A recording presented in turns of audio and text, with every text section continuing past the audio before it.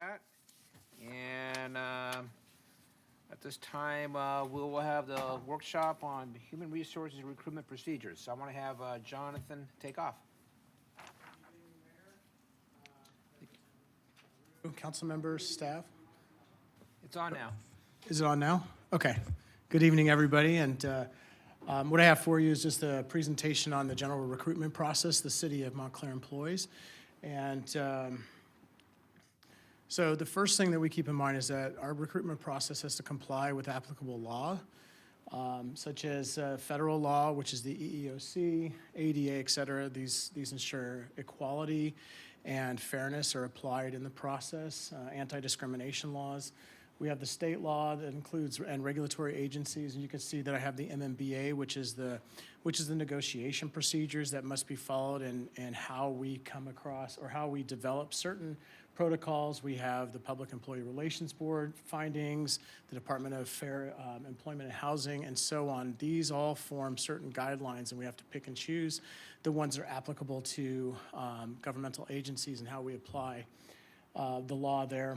We also have some established city ordinances, such as there you see the EERR, which is the Employer-Employee Relations Resolution. It also talks about how we can do certain functions and particularly within employer-employee relations, but also some issues with recruitment. And then we have MOU agreements and some policies and procedures established by the city manager's office or by the Department of Administrative Services.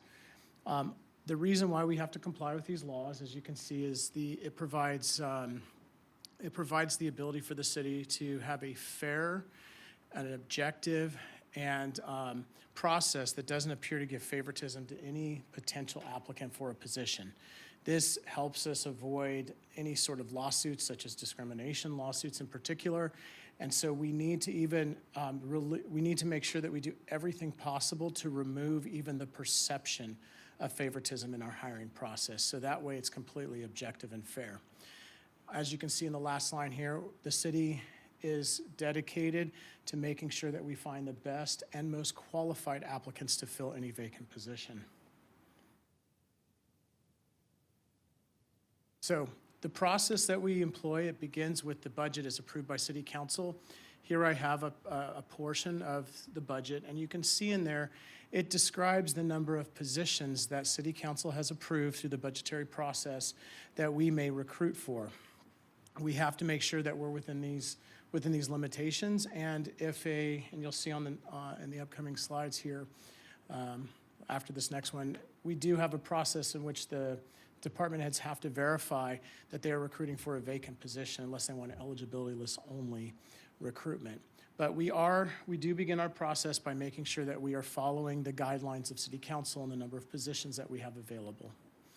Now, one important thing to note is there are certain management rights that are reserved, and these are contained within the MOUs and agreements with all the employees within the city. And I have some of those that are up here that guide how the city has control over the recruitment process, and that is that the city has and the management has retains the sole and exclusive rights and functions to direct the working forces, including the right to hire, assign, promote, demote, and transfer any employee, to determine policies, procedures, and standards affecting the selection, training, and promotion of employees, and to establish, modify, determine, or eliminate job classifications. And in summary, it is up to the city manager through his direction and from the guidance that ultimately we get from City Council as to what procedures and policies the city will employ to ensure that we are getting to that goal, and that is finding the best and most qualified candidates to fill the positions that are available for hire within the city.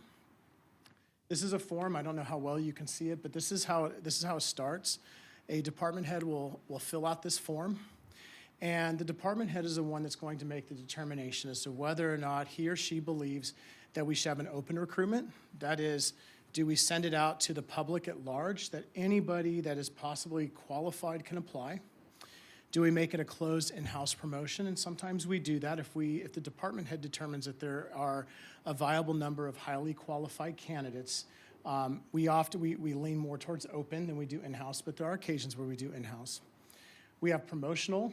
Promotional is where we are looking to promote more than likely in-house over outside, but that's not always the case. to a position, to a classification higher than a particular employee may be. And we have the eligibility list only. And that would be if we can foresee, for example, a shortage in a particular classification, or we know an employee may be retiring down the road, that we can begin recruitment, but we do it as an eligibility list only. Position is available, but we get that recruitment process going so that there's not as much of a gap in the recruitment to actual ultimate hire. Now, the city manager is the one that approves these requests, and but as you can see in bullet point 3, the department head may make special requests. That may be, I would like this to be advertised on a certain platform, or I would like the recruitment to be for a certain period of time. Typically, we do about 4 weeks, but sometimes if it's a need, we'll do a shorter period of time, or if the classification is highly specialized, we may do something longer because there's a narrow group of folks that may actually qualify for the position. These are determined on a case-by-case basis, but it's up to the department head and how he or she sees the needs of the department and what timeline they may want to adhere to. Administrative Services and Personnel Division will assist in making the selection if necessary and provide some things for that department head to consider. The city manager will ultimately approve this. This is something that goes up to the city manager's desk for approval. And then personnel will, prior to beginning again, look to make sure that the recruitment for the position is something that is supported in the budget and that there is a vacancy. So we're not over-recruiting for a position.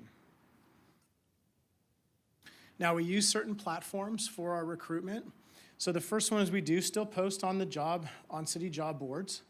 And we may email to current employees. For example, if we're doing an internal recruitment only, every employee within the city will get an email alerting them to the fact that the position is available. In addition, we also will post the jobs on, if we're doing open recruitment, which is the preference, we will do that, we'll post on the city's website. We also contract with NeoGov's governmentjobs.com, which is the most prolific and most prominent of all the recruitment platforms for individuals interested in seeking employment within a government agency. And it's highly successful, and it's probably our largest source of applicants for miscellaneous employee recruitment. It's got a great platform. People put job cards in if a job becomes available. So we do use governmentjobs.com. In fact, during the last year when we had to limit the budget because of the pandemic, it is one platform that we kept because we knew of its value. We've used other recruitment platforms, and you can see these would be like Monster.com, Indeed, Glassdoor. We use all of those, and we would pay for them in the past, and we discovered over the last year, because I don't think they're making a lot, that they were actually picking up our recruitments from government jobs or from our city website, and they were posting them on there just so they were keeping up. It looks like their website was keeping full, so we were using that as well. And if a particular job, again, is something that may be better recruited because it's suited for even an industry standard position. So for example, if there is a specific website that people looking for engineering jobs may go, then the department head could ask us to recruit specifically on that particular platform. Again, we lean on the department heads to let us know what would be the most efficient platform in their specialized area. Now, for public safety, we are currently using what is called the National Testing Network, or what I'll refer to as the NTN, and it is this nationaltestingnetwork.com, and I have quite a few slides where I'm going to go over the value of using NTN. And currently, our fire department is also exploring whether or not we should rejoin or go back to what is called the Firefighter Candidate Testing Center, the FCTC for short, for the recruitment of firefighter and paramedics. So we are looking into that currently as well. So what is the National Testing Network, or the NTN? It is used to recruit police officers, police dispatchers, and firefighter paramedics, the entry-level folks. It costs us only $1,500 a year, or $500 per classification for each year. Now, the candidate who's interested in applying for one of these positions, there's an initial cost of $55 where they take the test, and then it costs them $12 to apply to certain agencies that they're interested in. And as you can see, police dispatcher is a little bit less at $46. And firefighter, paramedic candidates, they have to also submit what's called the CPAT, as you can see, the candidate physical ability test, and that's another $145 to $155. It's pretty standard cost for this particular exam. So what value does this give to the city? Well, first of all, it's one that we directly contract with the public, that NTN contracts with our police department, and it gives us nationwide reach. And so a candidate can go through a simple process. If they're interested, let's say they're in the military and they're in Virginia and they wish to return to California, they can go through this process and be able to complete the testing requirements in order to become a viable candidate. So that way they can begin the application process before they get out of the military and return to Montclair. Once they do that, all their test scores and all the information is collected by NTN, is then transmitted to the departments that they've selected. The NTN also ensures that the candidates each meet the minimum qualifications for each one of the departments they may be interested in. So if they don't meet the minimum qualifications, they won't be able to submit. So the NTN does a lot of the screening now for, let's take police officers. We're paying only $500 a year for this service for as many candidates that go through this process.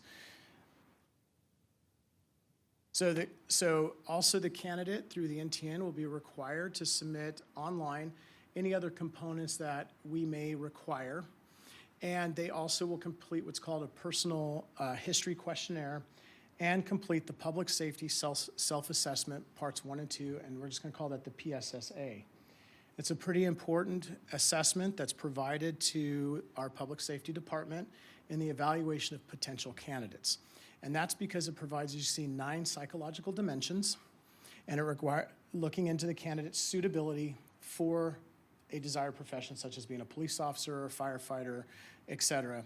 And this test has been developed by PhDs in, as you can see, in industrial and organizational psychology, so specifically designed questions that give us the opportunity to take a peek into the viability of the candidate as whether or not they would be suitable to pass our background. Now, the NTN also improves the testing process for the city of Montclair, because if we were to do the testing, we would have to take our time. We'd have to go and create a testing center. They would have to come to Montclair to do this. And you can imagine just the staff hours that would have to go in there far exceeds that $500 cost. So NTN, as you can see, provides the testing process, location for the applicants to go, handles the candidate scheduling and questions, compiles candidate and test results for us, and basically expands our testing capabilities so that it can be done at any time rather than specific times anywhere in the country. This also encourages the candidates to be able to apply to us because they're not bound by a specific testing time that only we can provide at a particular time. So it offers the applicant a testing model designed significantly to save time and money for the city and increase the convenience to the candidate. So this is some of the value of NTN. So and I already mentioned this point, but the $1,500 annual costs that the city incurs by doing all 3 of these classifications, police dispatcher, police officer, and firefighter paramedic, it costs us $1,500, and you can just imagine the costs that we would go through in just employee time in setting up testing time and locations, monitoring the examinations. Even if we order examinations, every time we order an examination, there's a cost to an examination if we ordered as well. Additionally, the PSSA screening process, you see, eliminates for us unsuitable candidates before the effort and time is spent by our background investigator to reach the same conclusion that the PSSA offers in our screening process before we invite them to apply to the city. So effectively what it is NTN offers us the best candidates after they've screened them in a significant way to be able for us to turn around and invite those interested in applying for the city of Montclair to submit the application. So, and as you can see, I provided some statistics here.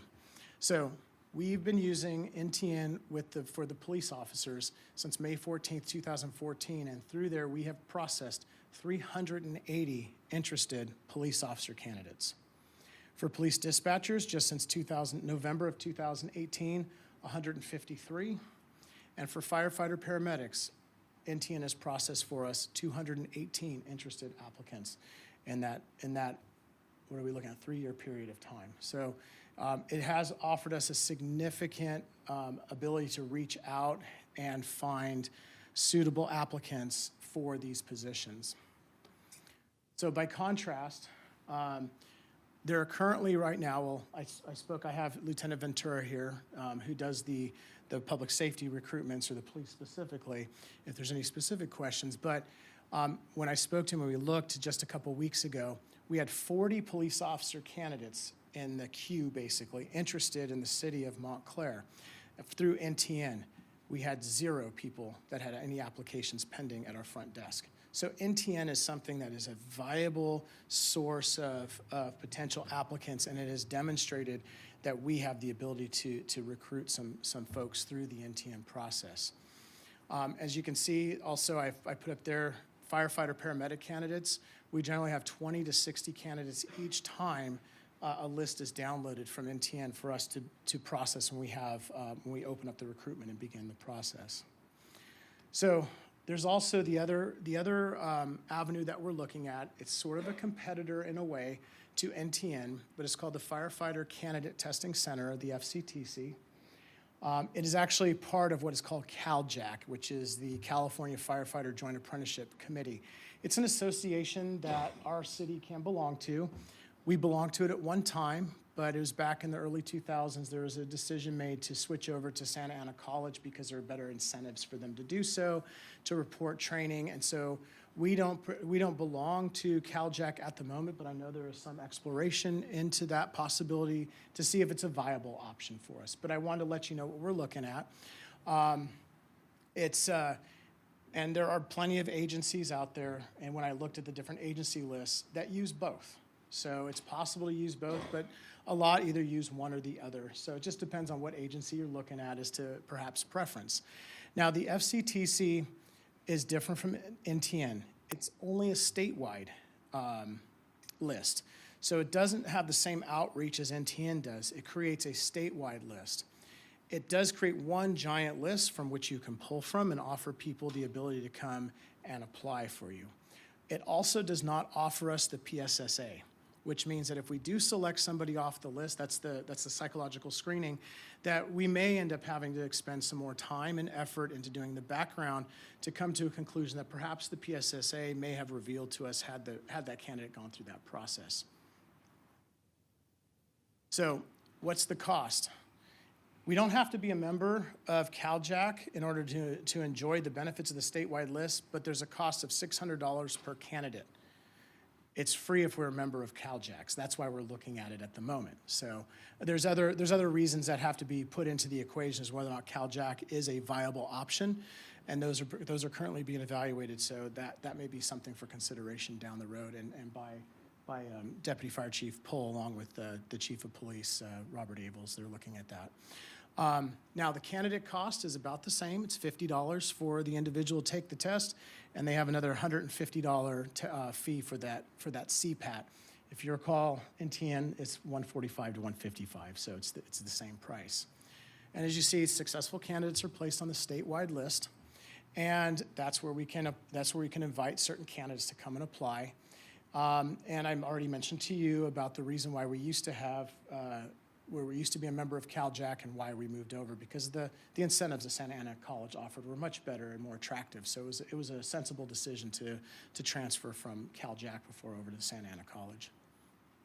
So one of the questions is, why recruiting? Why should we consider the recurring recruitment? The environment is changing. Recruitment environment has changed substantially since there are more technology platforms available, and it offers people a wide range of access to look at different ways to explore employment opportunities. So as you can see here, we would advertise, since for some positions we do advertise for a specific date that the applications need to be in, and we still have this as our preferred method for management positions. And the reason why is because we are putting out usually for a very long period of time, and we're looking for some very specialized skills. And so we don't have this sort of recurring recruitment for positions that we may only recruit for once every 5 years. So we do something very specific. As the positions are like fire, dispatch, firefighters, dispatch, and police officers, those are ones where we have a natural attrition rate and a rehire rate. So we kind of need to keep the line sort of moving. So that's why, one reason why we employ this recurring approach. Now, for highly skilled candidates, as I mentioned to you, there are so many options out there that they can participate in and put their names in all kinds of different hats so that they can find out what's the best option and opportunity for them.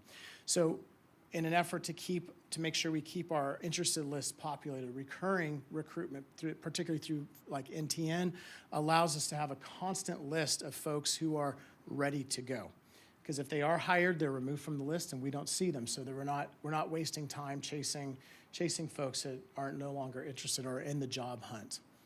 And here I have, for example, the individual interested in becoming a firefighter a lot of them are just interested in getting a job. And so they may have a few agencies that might be their dream agency, but they put their name on the list and they're waiting for the next place to say we're ready to hire. And once they get that call, they're looking for that job. So they put themselves in the NTN process, and we know that they're ready to go, that they're ready to begin that process as soon as we download that list and we begin to filter through and we begin that process of inviting them for the application. And as I mentioned to you, in order for us to be competitive, particularly in the recruitment of public safety, we need to make sure that we have a list of candidates who are immediately available for hire and that they're available at that time, because the process continues to roll. So this is why we use the recurring recruitment, and it's actually encouraged in some of the studies I was reading that we do that because the environment has changed, particularly the technological platforms. It's more of a requirement now to keep those doors open, recurring, with so many options for highly skilled or skilled employees to pursue. So once we get through that process, we invite public safety candidates to put in an application, or in our miscellaneous and others, we ask them to apply, and they put an application in. And this is when they may be required, as part of the application process, to submit other documents. If the position requires a degree of some sort or certification, we want a resume. This is where they include all of those documents with the application.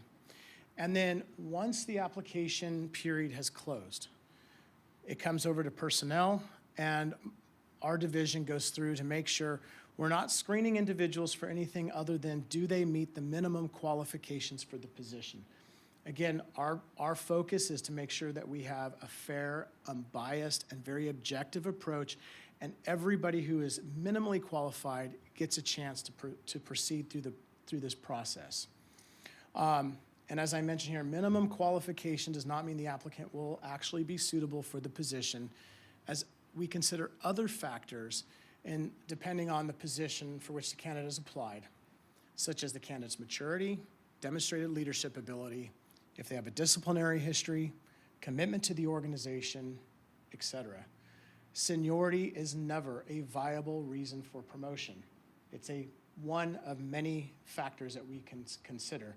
We are looking for somebody who is best qualified for the position, not somebody that's been around the longest. So some positions require that the applicant take a written test, which would be monitored. So in the NTN, they monitor and they do all that process for us. But in others, for example, we're currently recruiting for administrative specialist, and that position will have a written test, and it will require that we put on the test and that it be monitored by our personnel. So folks within the personnel division, headed by Tanya Kressback, our new employment and personnel coordinator, puts this all together, invites the applicants to come for the test, and then it's administered. And depending on how the applicant scores on that test, it forms a numeric score, because we are looking and the tests are created and decided how they're going to be scored prior to even giving the test to anybody, so that we know and we can ensure objective testing processes, so that regardless of who the applicant may be, there's actually some reassurance that we're doing this in a fair and impartial way. Those scores will then, those scores alone could be used to create what we call an eligibility list, which ranks the candidates from the top down to I barely passed. Those who don't pass will receive a letter saying, thank you for your interest, but you didn't pass the test. We could use that score in combination with a panel interview as well to determine how that individual will end up ultimately on this eligibility list. The next thing where we have formal interview panels, and most of our positions do require that the employees first appear before a panel of interviewers. And if the job is highly technical, if it's an upper level supervisory position or management position, we like the panel to comprise either entirely or at least the majority, usually it's 3 folks, at least 2 out of the 3 folks, of individuals from outside of our own agency, outside of the city of Montclair. This also helps us ensure fairness and objectivity so that anybody who's applying from the outside is going to be treated equally as any of our internal candidates so that we as management have the ability to ensure that we are selecting the best qualified candidates. So the interview panelists will be provided pre-written questions and instructed on how to score each response. Again, we are shooting for objectiveness in the approach on how we administer the panel interview. The panelists then will provide us with a score on a range from 0 to 100 to let us know where they place this particular individual. There is a question at the back of each one of our panel interview questionnaires that says, overall, do you recommend further consideration of employment with the city of Montclair for this candidate? And then it says, if the interviewer answers no, the candidate will be disqualified from further consideration. Because we are relying on these folks, these 3 panelists, to tell us whether or not the individual that they have presented before them should continue on or whether they should be disqualified. It happens, it's not very common, but it does happen, and they do provide some explanation as to why they felt the way that they did. Most often it's because they didn't score very high in all of the panel and all the interview questions, so they just check this box. But it is an option that we give the interview panelists, and they are instructed very clearly, typically by Mrs. Cressback, how important this question is, and not to just arbitrarily mark a no because of the significance it has. But we do want to make sure that we are trusting the panelists who that we most, like I said, come from the outside to give us their fair and an objective opinion.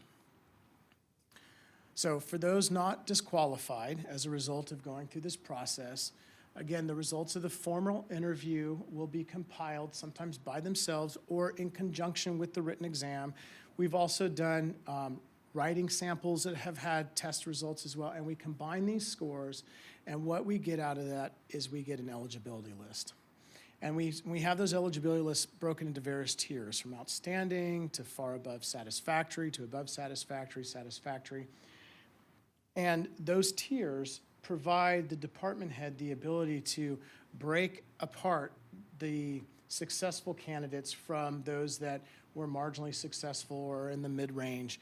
And if you have 3 or 4 that are on that outstanding tier 1 band, they can just say, I'm gonna interview those 4 so I can fill this position. If they have 1 on the outstanding and maybe 2 on the far above satisfactory band, they can interview all 3 of those and then apply evenly amongst all 3 to determine who would be the best candidate. We interview everybody on the bands that are selected. But the idea is, by the time that these eligibility lists reach the desk of the department head, that we have done everything we can to ensure that the ranking of the employees has been done in the fairest, most objective way possible so that it gives the department head the idea that these are the best candidates in the order that they're presented to that department head. So once the candidate has been, the list has been established, department head interviews 1 or more of the selected folks. And it's going, and what the department head is looking for, and this is what all of the city's MOUs and agreements say, appointments to vacant positions within the city shall be based off merit and fitness. Notice it doesn't say minimally qualified, it's merit and fitness, as determined by competitive examinations and or personal evaluations. The city manager or designated representative shall coordinate the recruitment and selection procedures in cooperation with the departments involved. Also, another portion of all of our MOUs and agreements say vacancies and positions above the entry level may be filled by promotion whenever one or more qualified candidates are available. This shall not, however, be construed to prohibit lateral entry to a promotional position should an individual outside of the city possess higher qualifications than city employees who are eligible for the position. This means just because it's promotional doesn't mean that the department has precluded from doing an open recruitment to find the best and most qualified candidates. So, if a qualified candidate is deemed to meet the necessary merit and fitness requirements of the position, then they'll be provided a conditional letter of offer, a conditional letter of employment.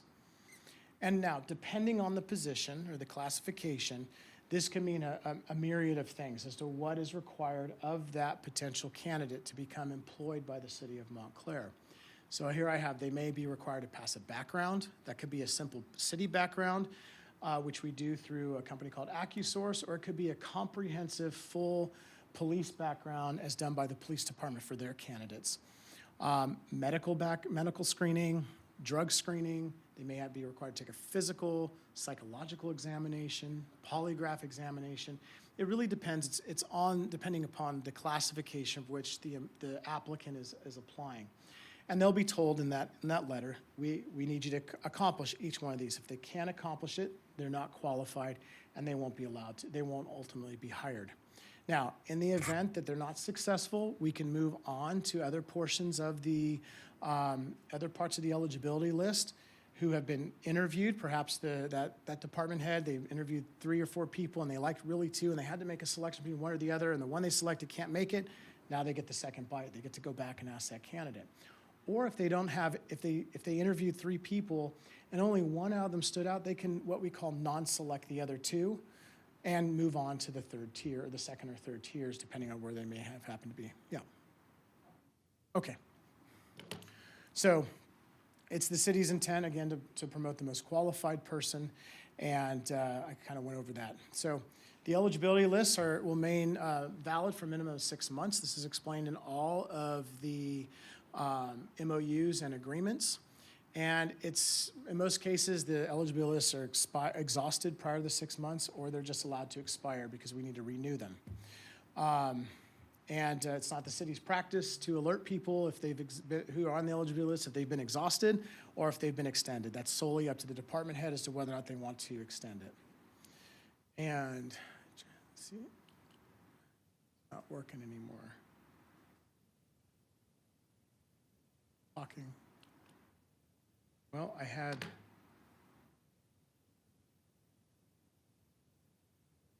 Oh, here we go. So ultimately, once the candidate has been selected, a memo will go into Personnel Committee, and then it'll be approved by the Personnel Committee, and we'll hire the individual, and then they'll go through the intake process with Mrs. Cressback, and then also Leslie, who's our benefits coordinator, and ultimately show up and begin work on the date selected. Here we go. Okay, real quick, here are the current full-time recruitments we have going on. Administrative specialist for 1 position, assistant engineer, assistant planner, community compliance specialist, custodian. We have 1 fire captain position that's currently being recruited, 1 fire engineer, approximately 2 firefighter paramedic positions. We are recruiting for a maintenance worker part-time, but we have many full-time positions that our new director of Public Works will be considering as to whether or not to promote some of our existing part-time or to go full-time recruitment. I believe we have about 6 or 7 positions there. We're recruiting for a police dispatcher. We have 3 open police officer positions, but my understanding is we have 3 very viable candidates, so those positions are effectively filled, and 1 senior citizen supervisor. And here's some of our full-time hires that we've done since July of this year, for this fiscal year. And you can see we've hired a custodian, we've hired 5 police officer trainees that are at the academy currently, a police dispatcher, an IT specialist, an IT technician. We've hired April Brady, who's now up at our finance front desk, and a fire engineer, Mr. Duell. And for this month, we have a new police dispatcher, We hired Monica Heredia, our Director of Public Works and City Engineer, Alex Cardona, who's now going to be down at the yard as our Public Works Operations Assistant Manager, Fire Battalion Chief Thomas Nickel, Police Officer Maldonado, and next month we have 2 firefighter paramedics coming on board, Kyle Boomenlag and Ryan Barron. That's the conclusion. If you have any questions, I'd be happy to answer them. Okay, who wants to ask questions? Who wants to lead off? So far, my cues. Anybody here? Okay, Councilman Johnson. I have one quick question about, and I'm sorry, there's not a page number, but it's when you talked about the National Testing Network and the statistics about how many people have gone through the process. I'm curious as to all the number of people who've gone through the process, how many do we actually hire?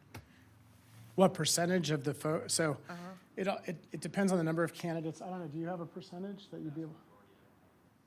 Vast majority we end up offering? Yeah. Because it looks like police officers since May 14, 2004, 380?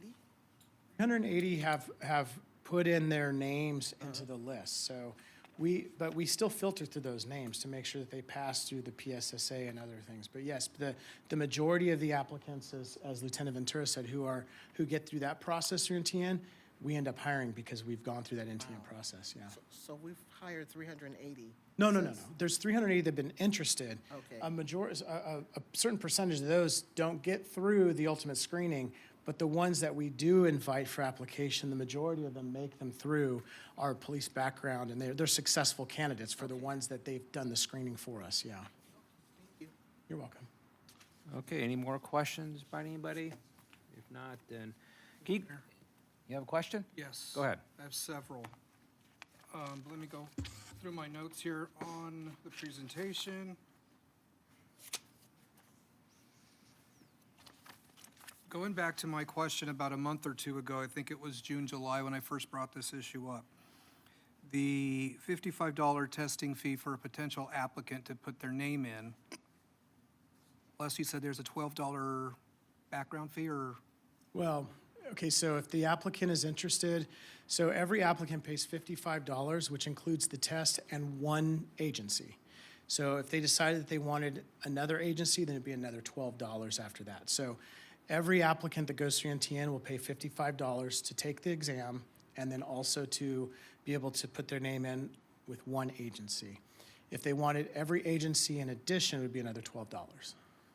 Now, regarding job postings through NTN or any of the other sites that we use, but let's, for all intents and purposes, let's start with NTN. I believe you said there's a $1,500 yearly fee that the city pays. Right. Do they limit the number of job postings that we as a city can post for any position? Well, they limit it to what we pay for. So we can recruit for police officer. They don't limit it. They don't limit. We can do police officer, firefighter, paramedic, and we can do police dispatcher. We can through NTN, but we concurrently post on all the other platforms as well. And there's a link to NTN if they're interested in applying for the position. So they don't limit the number of times we can post a job posting? No, it's $500 for each position or each classification each year. Okay. That said, what prompted this issue and debate was a job posting for the fire department at the time. I have the posting in front of me, but there is no date. But I brought up the issue regarding making fire positions, and police as well, to have a closing date for applications. And I was attempting to explain the need for that, is that with the younger generation of potential applicants being of the millennial generation, in the fire instance, a lot of them coming from, let's say, AMR, they're paid maybe $15 to $18 an hour, so just over minimum wage. They're taking in maybe $2,000 to $3,000 at most a month. When they decide to go and apply and elevate to a firefighter status, they obviously, for each position that they're interested in, they pay a fee, and it adds up for them. We've had 2 current staff members within our organization, one former one, that has explained to me, one spent $630 before they finally Montclair got back to them and gave them a positive result, and they were hired. Those prospective applicants tend to go towards those positions that have a closing date on them because it gives the impression that the city or any agency is of urgent need for them as opposed to have a rolling and open-end date. Those with the rolling or open-end date, the perception out in the public amongst these applicants, and this is what I'm hearing from both police and fire, is that it's not of an urgent matter, therefore don't waste your money applying because that agency, that city, is merely collecting resumes and names for a future need, not an urgent need, and many of these folks would like an urgent job. So that's what I was getting at in May, June of this year, in expressing my frustration that with respect to fire at the time, there was no urgency. And these guys are telling me, especially after we adopted the new 5-year contract for them with the pay increases that we gave them, we had folks from Colton expressing an interest in coming. We had some from Laverne. We had some from that were in the military. We had some from Fort Myer or Fort Bragg. I forget which one. But there was interest and AMR, interest in applying, and folks wanted to come to Montclair. That's a good thing. But when these folks saw that there was an open-ended posting date on applications, they were then telling their colleagues, or those in the industry or field rather, are they serious? Because there's no end date. Are they just gonna roll this thing and keep it open-ended? And that's something I'd like for us to stop doing. If there's no charge for an unlimited number of postings, if we wanted to post 100 of them a month and there's no extra fee, then there's nothing to be lost by doing so.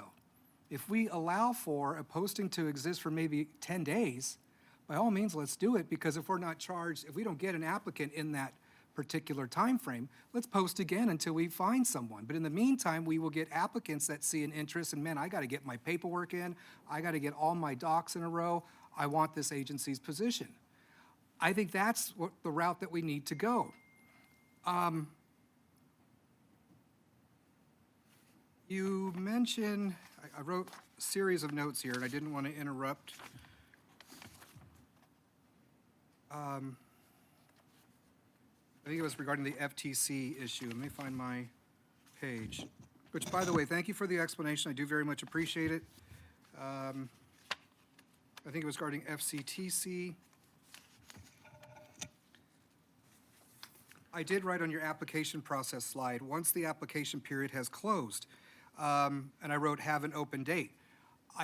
In a lot of the positions I've seen, we don't have a lot of postings that have an end date on them in varying departments. Some do. Yeah, let's do this. Let's get an answer to that question first. I believe that's an important Okay. question to you. Let's go ahead. Go ahead, Jonathan. Why we don't have any date on many of the applications? Okay, so first of all, the NTN process, that process is not one where we put closing dates. They are specifically a recurring agency that continues to supply a list for us to download, and they screen these applicants.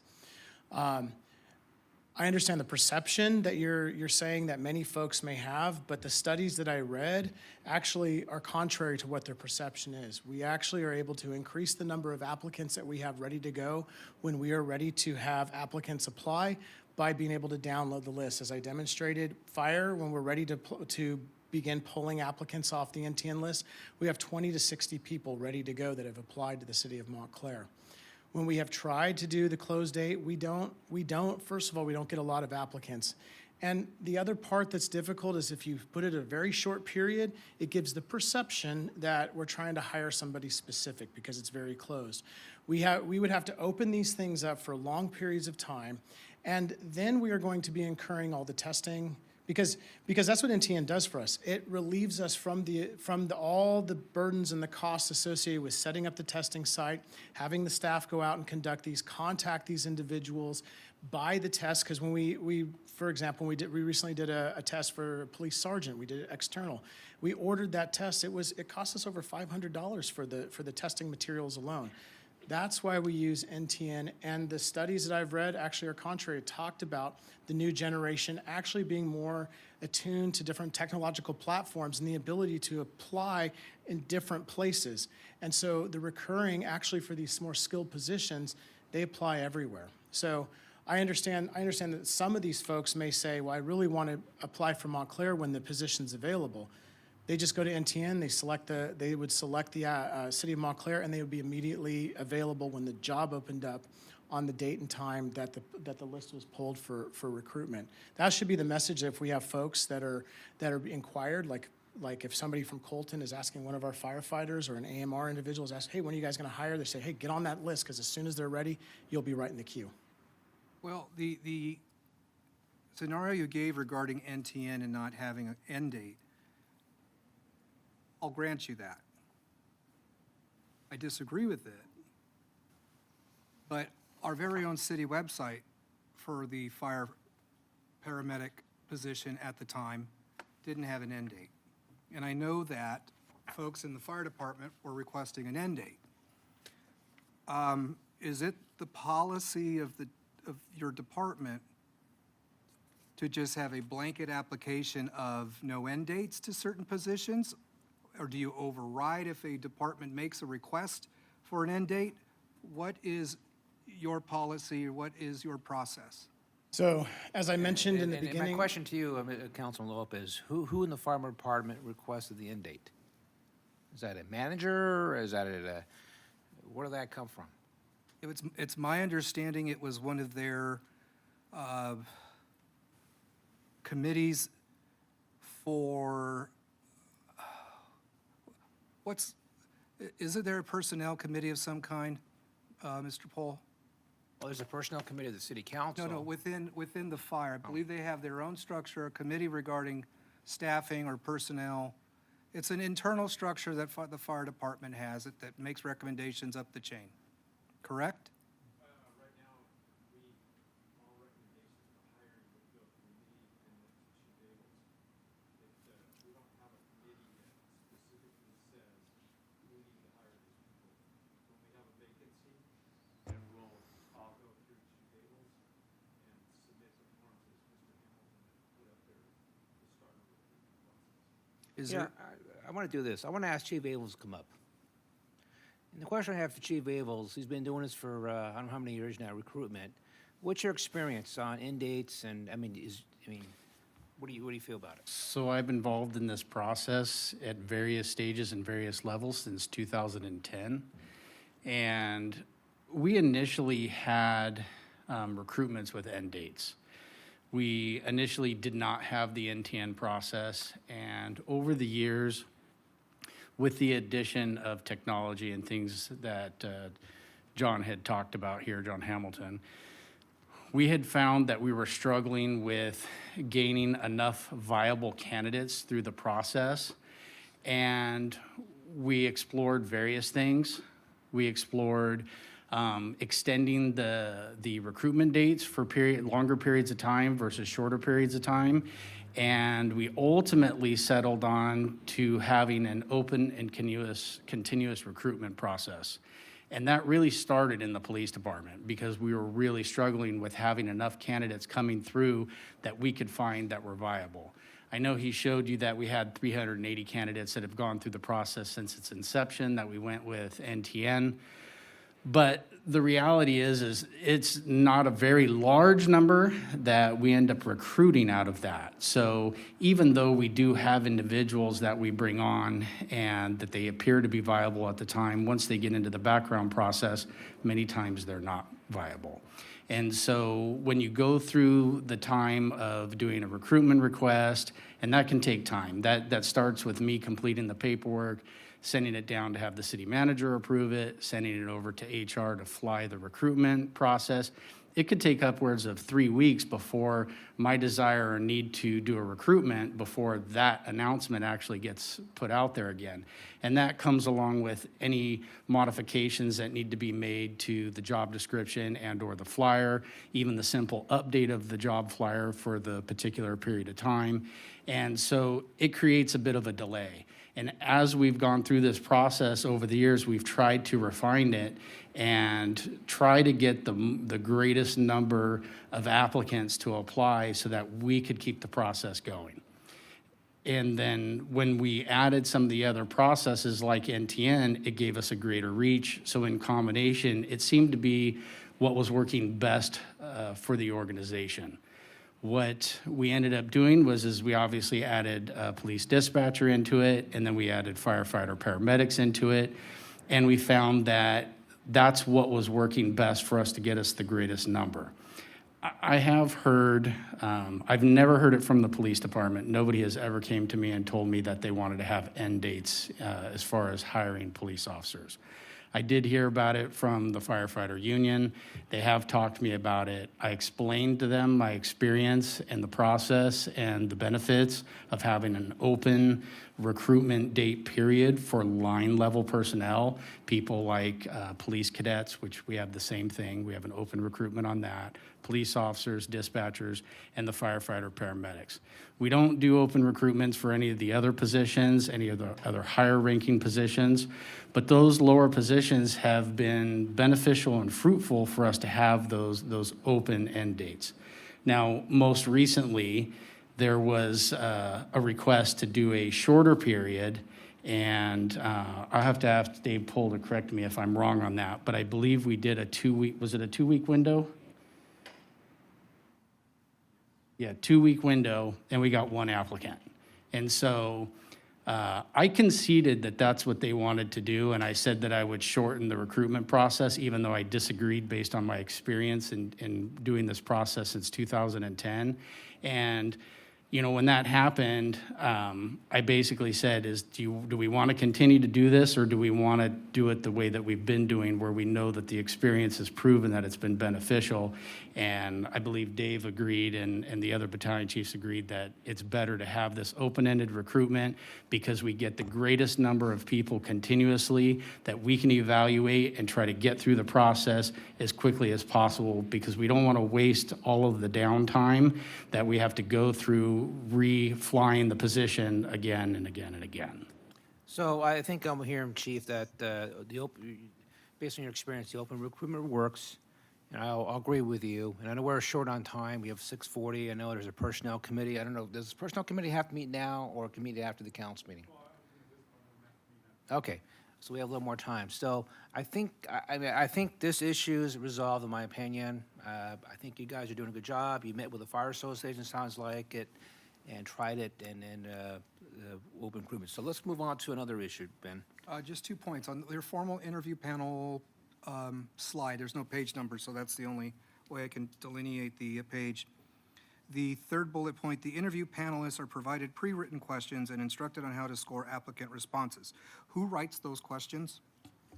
It all depends. Typically, we would have participation from the department. So, for example, if we were going to recruit for a police lieutenant, it would be the chief of police would likely provide to me some of that input. If we usually go, we try to use people that are knowledgeable in the industry that we are actually going to use. Sometimes, depending on the position, I have reached out to peers and asked them for sample panel questions that they have used. So it could be somebody from another city. We belong, like for example, SEPA.